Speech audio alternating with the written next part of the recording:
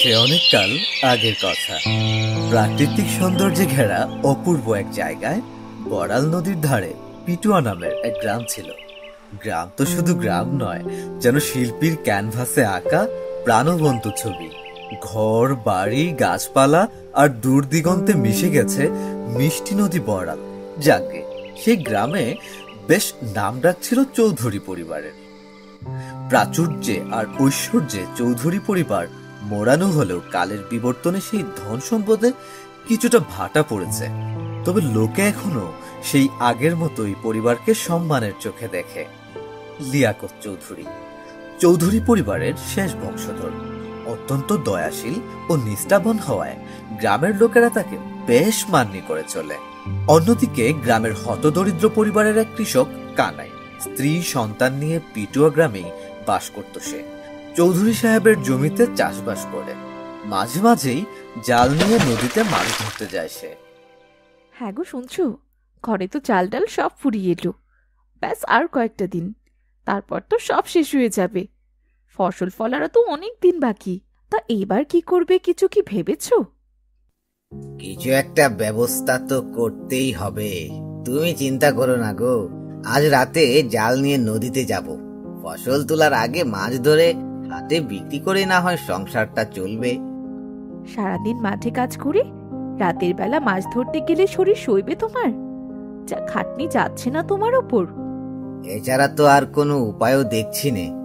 ধার দেনা করে চলার চেয়ে দেখি কয়েকটা দিন একটু কষ্ট করে যদি না কুলোতে পারি, তবে চৌধুরীর কাছে তো ধার কর্য করতেই হবে।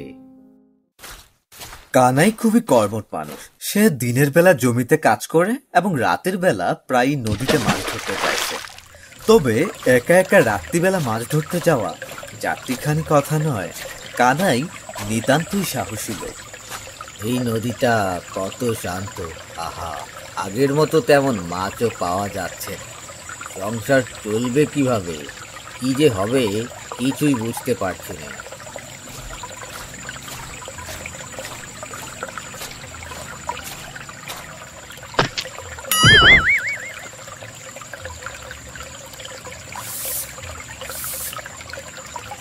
আরে আরে আরে, এইটা কি? খুবই পুরনো লোহার বাক্স মনে হচ্ছে, কিন্তু এটা তো খোলাই যাচ্ছে না। কি হতে পারে? যা বাবা, মাছ ধরতে তো একদমই ইচ্ছে করছে না। ভিতরে কি আছে? টাকা হবে হয়তো। থাক, আজ আর মাছ ধরবো না। শরীরটাও বেশ ক্লান্ত লাগছে। বাড়ি গিয়ে দেখি ভিতরে কি আছে।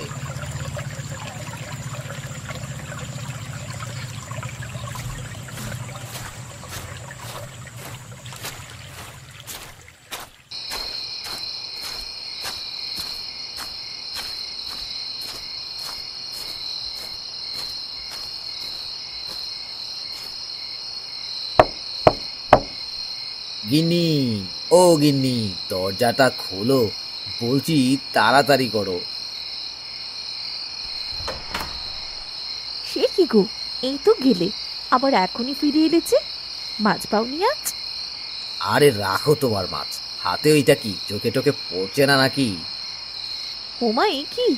তোমার হাতে এটা কিসের বাক্স? কোথায় পেলে এটা?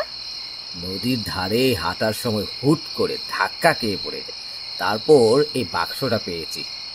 কি আছে ওতে? খুলে দেখো তো।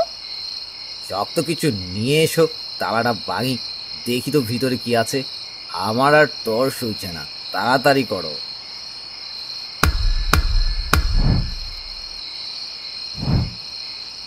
কি গো, এটা তো এবড়ো থেবড়ো পাথর। আর এই আঁকিবুকি কাগজটা কিসের? কিছুই তো বুঝতে পারছি না গো। আমি তো ভাবছিলাম এটা সোনার গয়না হবে। আরে আমিও তো ভেবেছিলাম টাকা পয়সা কিছু পাবো হয়তো। আচ্ছা, আগে তা এখন কি আছে তাই দেখো। এগুলো মানে কি, আমি তো কিছুই বুঝতে পারছি না। আমিও বুঝতে পারছি না, তবে মনে হচ্ছে কোনো স্থানের নকশা।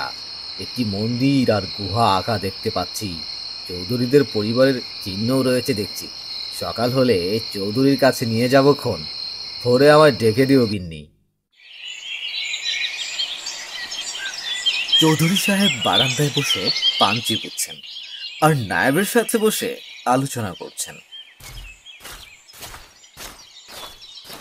আগে চৌধুরী সাহেব, আপনার সাথে একটু কথা ছিল।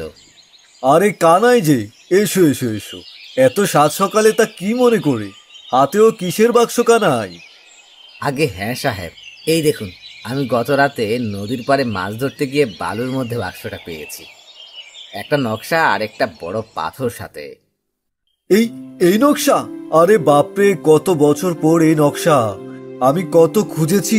বাবার মুখে শুনেছিলাম এই লোহার বাক্সের কথা।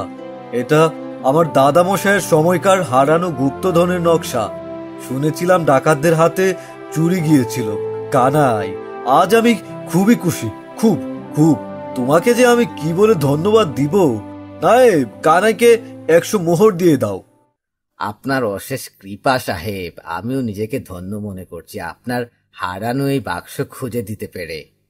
বাবা মৃত্যুর আগে আমাকে এর গোপন সূত্র বলে গিয়েছিলেন, তবে বাক্সটাই তো পাওয়া হয়নি এতদিন। নায়েব, নায়েব, দুজন লাঠিয়ালকে ডেকে নিয়ে এসো। আমরা বিলম্ব না করে এখনই বেরোবো কালীগড়ের গুহার সন্ধানে। কানাই, তুমিও আমার সাথে চলো। সবাই মিলে নকশা পর্যবেক্ষণ করে চৌধুরী তার বিশ্বস্ত দুজন লাঠিয়াল এবং কানাইকে নিয়ে বেরিয়ে পড়ে। তারা নকশা দেখে দেখে পুরনো মন্দিরের উদ্দেশ্যে এগোয়, যেখানে গুপ্তধনের চিহ্ন আছে বলে মনে করেন। ঘন জঙ্গল, পাহাড়, নদী পেরিয়ে তারা চলছে কালীগড় গুহার সন্ধানে। বেশ খানিকক্ষণ চলার পর আহ আহ হাঁপিয়ে গেলাম। আর কত দূর পথ যে শেষই হচ্ছে না, চেষ্টায় প্রাণ বেরিয়ে গেল। নকশা দেখে মনে হচ্ছে আমরা খুব কাছেই চলে এসেছি। ব্যাস, আর ওই 1 প্রহরের রাস্তা, বেলা থাকতে থাকতে পৌঁছতে হবে। আমার পাজে আর চলছে না, বেশ ক্লান্ত লাগছে। এই কানাই, এই গাছটার নিচে জিরিয়ে নেওয়া যাক। আগে সাহেব, চলুন এবার সবাই দিনের আলো থাকতে থাকতে পৌঁছতে হবে। অন্ধকার হয়ে এলে পথ চলা মুশকিল হবে। একে তো বন জঙ্গল, হিংস্র পশু পাখি, সাপ বিচ্ছু তো রয়েছেই। হ্যাঁ, চলো সবাই যাওয়া যাক। অনেকটা পথ পাড়ি দিয়ে নকশা ধরে ধরে সবাই সন্ধ্যের আগে আগে জঙ্গলের মধ্যিখানে সেই মন্দিরের সামনে পৌঁছায়।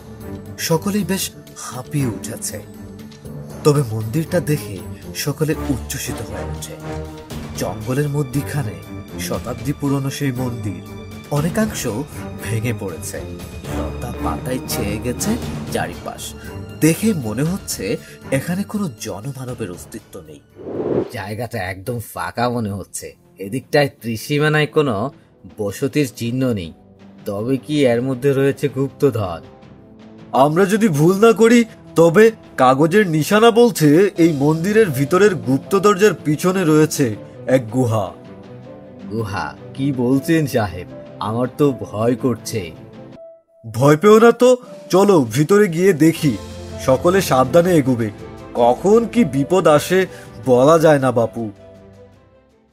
মন্দিরের ভিতরে প্রবেশ করতেই চারিদিক ভূমিকম্পের মতো কাঁপতে শুরু করে। মনে হচ্ছে এই এই এখনই বুঝি পুরো মন্দিরটা সকলের মাথার উপর ধসে পড়বে। এরই মধ্যে কানাইয়ের চোখ পড়ে অপর পাশের আশ্চর্য রকমের দরজা, যার মাঝখানে ফাঁকা অংশটি তার হাতে থাকা পাথরটির ন্যায়। চৌধুরী সাহেব, সামনের দরজাটা লক্ষ্য করেছে? এর মাঝ বরাবর দেখুন, ফাঁকা অংশটা আমাদের কাছের পাথরটার বাকি অংশ মনে হচ্ছে।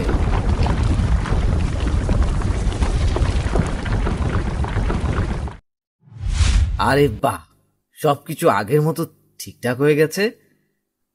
মনে হয় কিছুই হয়নি। বাবু, বাবু, দেখুন দেখুন, দরজাটি খোলা গেছে। হ্যাঁ, এ তো দেখছি গুহা। তাহলে কি কাগজে এটার কথাই লেখা ছিল? দাঁড়াও দেখছি। আরে হ্যাঁ হ্যাঁ, কাগজটাতে তো এরকমই দেখা যাচ্ছে। চলো ভিতরে গিয়ে দেখি কি পাওয়া যায়।